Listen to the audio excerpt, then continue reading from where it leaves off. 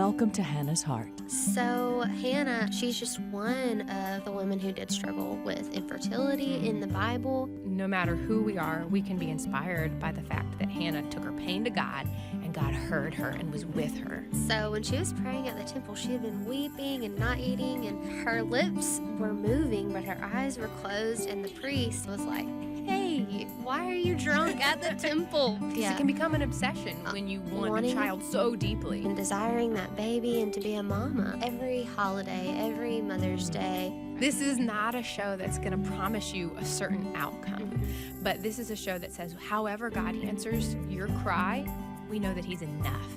Hey, I'm Ann. And I'm Kendra, and you're listening to Hannah's Heart on American Family Radio. We are a radio show and podcast for couples struggling with infertility or miscarriage, and that was our story and is our story. And we just want to encourage you, God is enough. He is big. He has big arms. You can lean on Him. I don't know how your story is going to turn out, what the next chapter holds, but I know the God who's writing it, and He's a good God. That's right. And He's a creative God. Yes, He is. He's very creative when it comes to growing families. Even I know sometimes when you're walking through infertility, you might be like, well, He's not creative here because nothing's happening. But we do know that all of our stories are so unique, and some do take longer than others to see, I guess, fruition in those prayers. But and He's not late. That's we correct. feel like He's late. We feel like He's late. He's always He's running late, but we know that His timing is perfect. And I think this couple that we have on today would agree, and how unique their story turned out to be whenever they didn't even know that what this term was that we're going to talk about today was Snowflake adoption, until learning, I guess, walking through their infertility story. So we have a couple on all the way from Canada to talking to us here in Tupelo, calling in. They're not here in person. Right. We wish we could have you sitting here, but we understand. Yeah. Erika and Brett Hamoon. Are y'all with us? Yeah, hello. Yeah, hello. Hello. Welcome. Thank y'all so much for coming on the program. Thank you for having us. Yeah.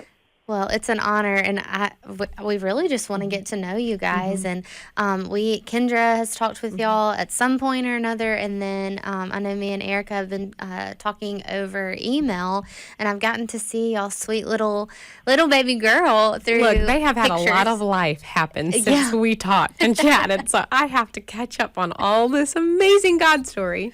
It's so fun, so fun. So if y'all don't mind, just give us a little brief detail on y'all's relationship and how y'all met and stuff like that, and then we'll get into the infertility stuff. Yeah, sure. So Brett and I actually started chatting online through a Reformed group. We're both Reformed Christians here in Canada, and we found that we actually had some mutual friends and contacts, and one of my good family friends actually went to high school with his dad and his aunt, and so we started chatting, and one thing led to another, and yeah. There you go. Right during the middle of COVID, so flights were really cheap, and we were on opposite ends of the country, so it worked out. Well, so that worked out in your favor, I guess. The flights were really cheap. Yeah. Look, I'm finding more and more couples that find their significant other on social media or online, and like, don't put God in a box, man, because when they're the right one, like, man, God will work out the details, and it sounds like that was your story. Yeah, Brett said he knew right away because I saw a picture of him hunting, and his buck was pretty small, so I messaged him and I asked him if it was a doe. And so that's how he knew? Well, then I was like, oh, then it's on. We're gonna go. We're gonna see how far we can take this. That's I love it. I love it. Well, that's funny. A good relationship's got to start somewhere. So it's funny that that's what brought you two together. So y'all were married for how long? How does infertility fit into y'all's story? So my husband comes from a Dutch background, and I don't know if any of your listeners know any of the Dutch Reformed history, but it's really common for people to actually have honeymoon pregnancies and kind of start these big, fast families right away. I'm not of that background. I'm actually French Canadian, so I was like, well, we'll see how it goes, you know. And but after a year, we were kind of wondering, is there something, right? Mm. Yep. And this is right after COVID. Yeah. So we were married for a little over a year, and I said to my doctor, you know what, I just want to get some tests done just to rule anything out, because one of my friends said, well, if there is something, you know, it's not always something big. It could be something simple, you know, like maybe a blockage or something like that. So just go and see if you can get it sorted out. Don't expect the worst case scenario. Right. So I went to my doctor, Brett went to his, and then we had some devastating news delivered to us, actually, Christmas Eve. Oh, man. Yeah, so that was a rough time to get that call, and, you know, you're with family and whatnot, and, we were told that it would be next to impossible for us to have children of our own. You got that on Christmas Eve? Yeah. That's awful timing. And then Erika's brother and sister-in-law they had just gotten pregnant, and then they're like, that same night, they're like, hey, do you guys want to be the godparents? And we're like, yeah, this is... And then we were in Ontario visiting, so we had a lot of smiles plastered on for that week. Yeah. And you don't have the emotional energy to plaster a smile on in those moments. That's just like so draining. Bless your heart. Yeah. Wow. Well, yeah, it was rough. What were your conversations like with God and with each other right after getting that news? Well, I'm a pretty big optimist, so I'm like, oh, well, we'll just keep trying this other thing, and we'll look at this, and we'll look at different options. And I was not really one to give up so easy. And then we started going through different training for traditional adoption and just whatever different routes we could take that way. And it just seemed like every single door was not really slamming shut, but definitely not. You kind of peeked inside. You're like, ooh, maybe not. I've heard y'all's story on a different podcast, and y'all talked about how you didn't feel like in Canada. I didn't realize that it would have so many different roles about adoption, and you have tell us some about that training and why y'all didn't feel like the Lord was leading you through that.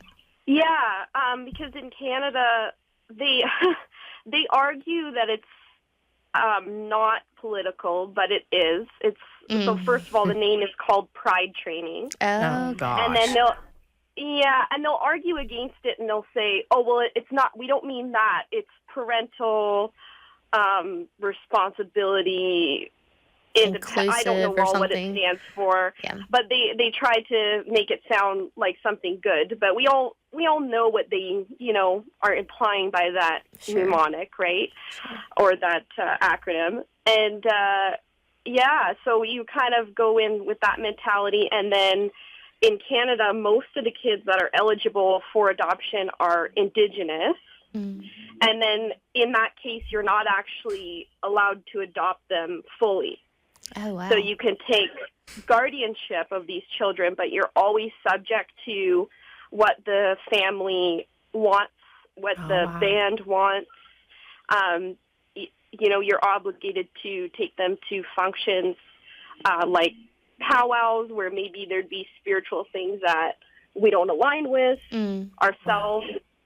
And then if you did traditional adoption privately, not only is it very, very costly, but you were looking through these lists. The wait time is like 8 years long. What? Goodness. And generally, same-sex couples get boosted to the top. Oh my goodness! So that's a little bit of context. Wow. For how we felt that we didn't want to, first of all, participate in that and spending money on that. And then secondly, I think that there are lovely Christian families, even in our own church and our own family, that we know that have pursued the foster and adoption route of Indigenous children. But I think that you have to feel really, really called to that and really be given a special calling with a high level of, discernment and patience and things like that. Yeah. Well, so those are all the reasons, and it sounds like it could even be more, but of why y'all didn't feel like the Lord was leading you down that route, which makes a lot of sense. You even mentioned on a different show that y'all are on how you didn't want to be unequally yoked with that child, and I was like, man, that's a really good way to put it whenever you're having to take certain trainings and if they're allowed to go to different things that you don't agree with. It's hard. Yeah, that very, very hard. So continue on. So now y'all are feeling like, okay, maybe this isn't the route that we should do, but God, we want a baby. We want a child. Where do you go from there? So from there, we just kind of went into an intense time of grief, I think, and it both manifested differently for the two of us. I actually was really helped by your guys' podcast. There were days where I just couldn't even get out of bed, and the only thing I could do was put one foot in front of the other. I'd put in my headphones, I'd turn on Hannah's Heart, and I would go for a walk. Oh, man, that's so sick. That gives me chills. And that's how I would start my day. So that really helped me, and it was to the point where I was playing the podcast pretty much 24/7. And Brett was almost a little annoyed. Can I share that on here? Or do you Totally. Yeah, Brett was annoyed because he said, I don't want to listen to these stories because they have a happy ending. Which is so true. Yeah, it was, at that point, you kind of feel lost. And for myself, I just kind of, it was a bit of a wedge. It drove a wedge in our marriage, too, because I like to just distract myself. So I took on a second job, and I was gone weekends and, like, just working just to kind of keep my mind busy. I kind of, ran from the problem more than faced it head on. Eventually,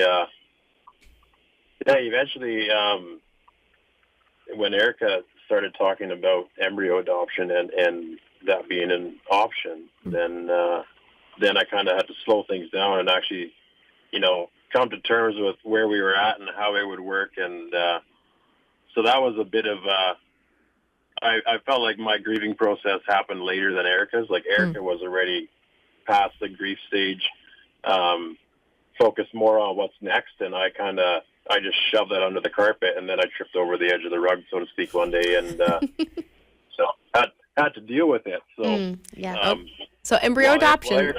Go back, because Erika, how did you hear about embryo adoption? I heard about it on Hannah's Heart, actually. Had you heard about it before? Not really. I had heard about it in our church circles. We go to the Canadian Reformed Church, and there was one couple, and it was something along the lines of, an IVF baby, but it wasn't theirs, and the information wasn't really explained well to me by the person sharing it. And your first thought is, that's weird. It is. That was my thought, too. And then it goes from weird to wow. As you work through the theological things, don't you? Yeah. So we spent about over a year just researching and praying and asking God what he was leading us to. But the first kind of time fully hearing about it was on the Hannah's Heart podcast, and I thought, could this be a possibility for us? And it just felt kind of like that light at the end of the tunnel, so to speak. Well, tell us about what were some of the theological and this is weird things that you were working through during that year, because there might be other people that are hearing this that they're like, yeah, I think it's weird, but go one step deeper. Yeah. Was the process intimidating to you? The process as well. I think now that we have our daughter, it's a little bit harder because you can debate something that's abstract, but once you have a real human life in front of you, you're like, oh, I can't debate my daughter's right to life. Right. That's so good. Oh, wow. But I think I had a lot of Roman Catholic friends who were adamantly against it. Mm. And I think they have a document in their church where they're saying that it's similar to like donor sperm or donor egg in terms of morality, which arises from, should a couple be trying to have a pregnancy from outside the marital union, Right. things like that.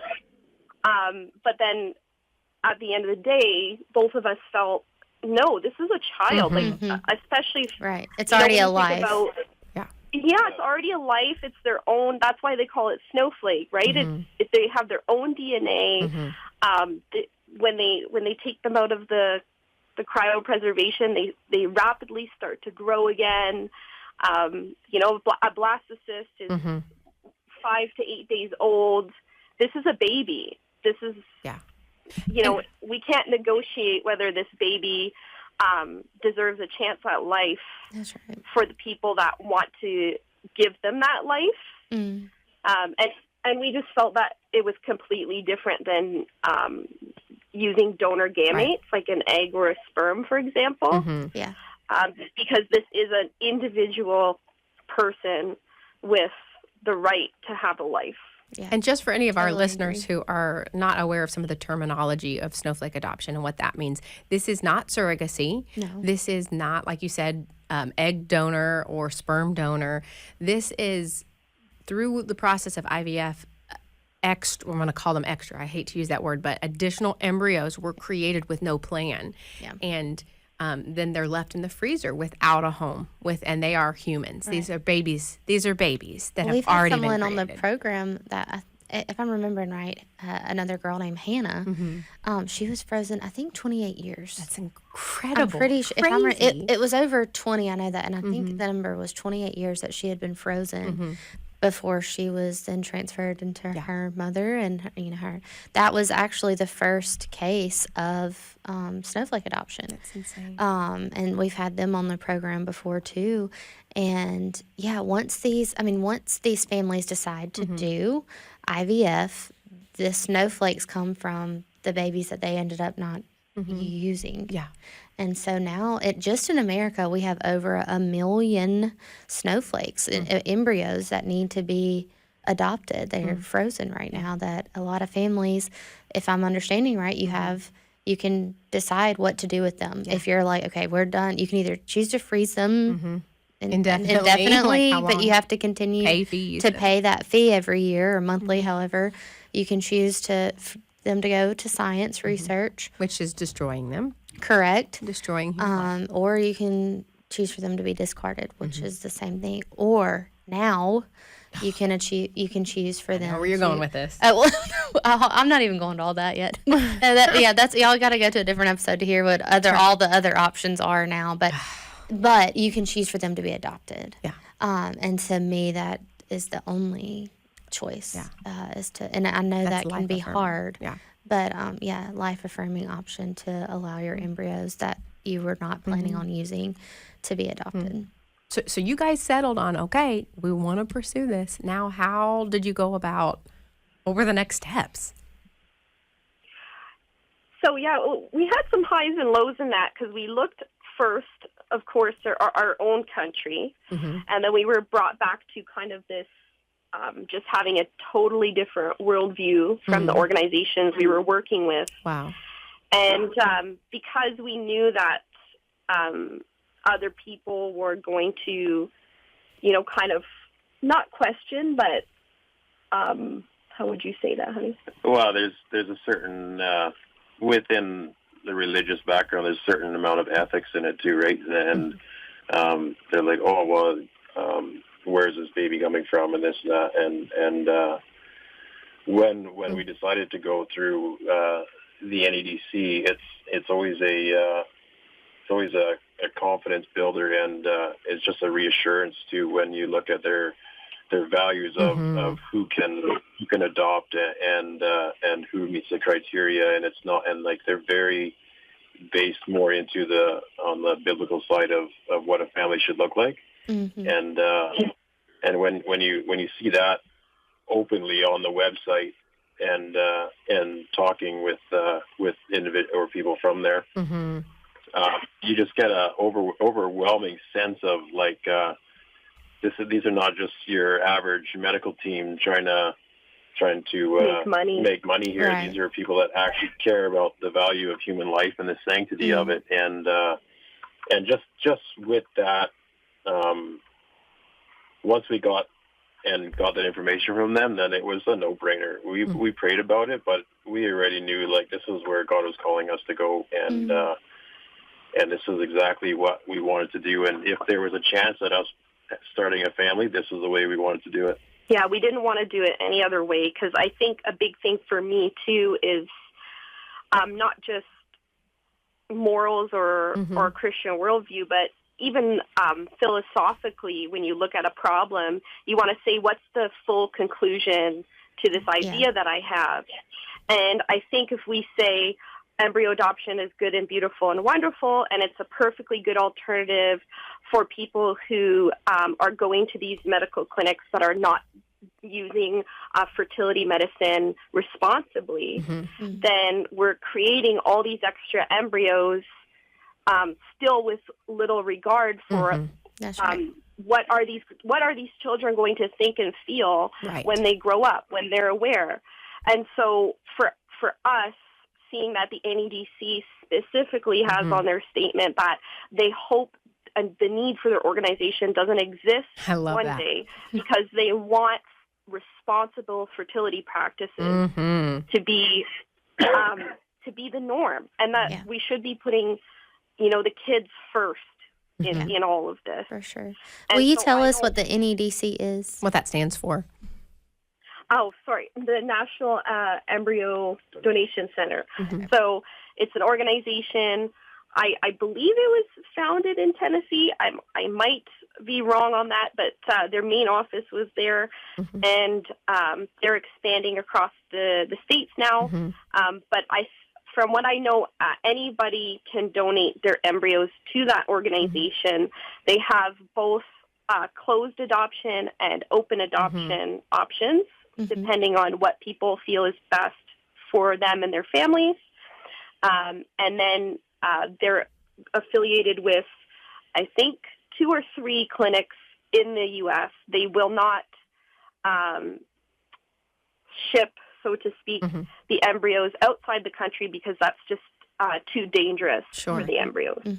Well, what a statement of faith that you guys were willing to go from Canada all the way to Tennessee to see that it was done in a way that honors and serves the Lord. Like, I am just hearing the story of Daniel, and how he was in captivity, and they were like, hey, you're going to eat all these foods. And he still stuck to his morals and what God had called him to do, even in living in a very wicked time. Right. And I see throughout your all's life, time and time again, where you chose a harder road, but it led you to your daughter. And we only have a few more minutes left, so get to the good stuff. Let's talk about Eloise. She's a spitfire, that's for sure. She's beautiful. Y'all's picture that you sent in. She's just beautiful.